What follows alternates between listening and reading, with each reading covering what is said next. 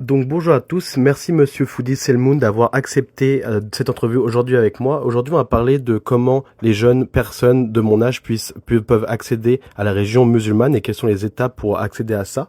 Donc quelles sont les étapes pour un nouveau musulman pour s'intégrer dans la communauté, votre communauté? Euh, C'est-à-dire qu'un jeune, pour qu'il soit dans notre communauté, on a des activités pour les jeunes, par exemple les vendredis, et c'est ouvert à tous les jeunes, tous les âges. On fait des rappels pour qu'ils se rapprochent plus à notre Créateur, et en même temps ils jouent ensemble, ils mangent ensemble. Donc c'est des activités sociaux, c'est des activités de rappel, c'est des activités de regroupement. On a d'autres activités pour les jeunes, que ce soit pour apprendre l'arabe et le Coran. Donc, notre centre, c'est ouvert à tout le monde.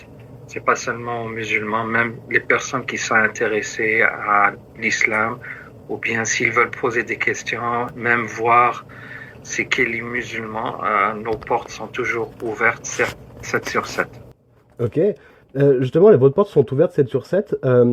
Mais est-ce que vous essayez d'aller chercher de nouvelles personnes en tant que musulman ou vous laissez plus les gens venir à vous?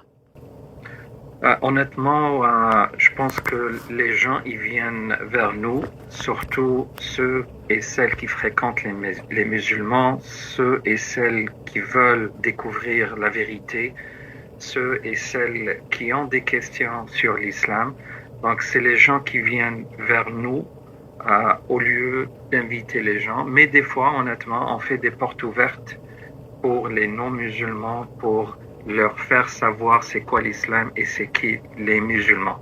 Mais généralement, c'est les gens eux-mêmes qui viennent à notre centre pour poser les questions, pour en savoir plus sur l'islam et les musulmans. Donc, si quelqu'un comme moi qui n'est pas musulman vient, il peut vous poser autant de questions que vous voulez et vous en répondrez avec toute votre sagesse et toute votre gentillesse? Oui, avec plaisir. On le fait toujours. C'est toujours ouvert pour les écoles, pour les cégeps, pour les universités, pour des personnes, pour des familles qui sont intéressées. Et on est toujours ouvert.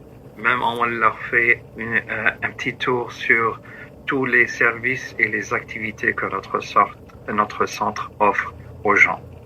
Est-ce que par rapport aux gens qui arrivent, on va dire, un peu plus tard dans votre communauté et qui n'ont pas forcément grandi avec des valeurs musulmanes, est-ce qu'il y a des lignes dans le Coran pour ça ou c'est juste quelque chose que vous devez interpréter vu l'ouverture d'esprit du monde actuel?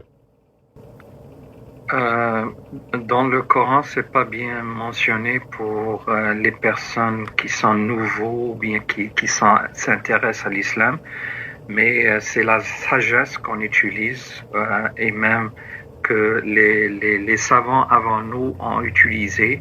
C'est surtout avec le bon comportement, avec le bon entourage, la bonne parole qu'on essaie d'inviter les gens à l'islam.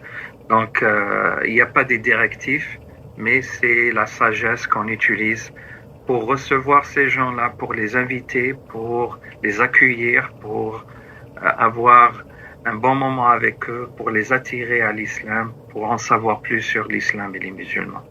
Est-ce qu'un jeune garçon qui a commencé dans l'islam, qui est parti et qui revient est autant accepté que n'importe quelle autre personne? L'islam accepte toutes les personnes, que ce soit les jeunes, les adultes, les personnes âgées, parce qu'on est tous les fils, les filles d'Adam, ou bien les enfants de Adam, que le salut de Dieu soit sur lui.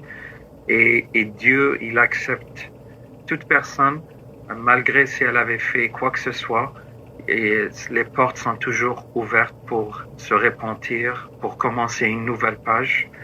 Donc, on ne juge pas les gens, on parle pas du passé, mais on parle de maintenant et d'après. Parfait, merci beaucoup, Monsieur Selmoun. À vous, je vous souhaite une agréable journée.